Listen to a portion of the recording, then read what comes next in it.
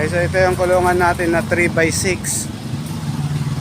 Ayan, 2-door siya. Tapos removable divider. Ayan.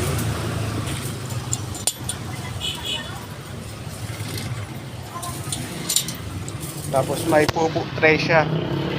So, ayan. Tapos blue yung ano niya.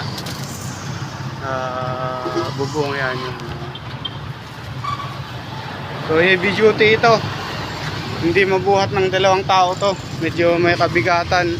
Yan yung bakal na ginagamit natin, ayan. So ayan. Tapos stainless yung bolt barrel niya. Ayan.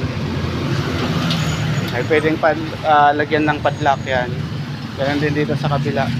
So ang ano nito, ang sukat nito 3 feet yung ano niya, yung lapad niya, tapos 6 feet yung haba. So ayan. Ayan yung pupo tray niya. So tuyo siya.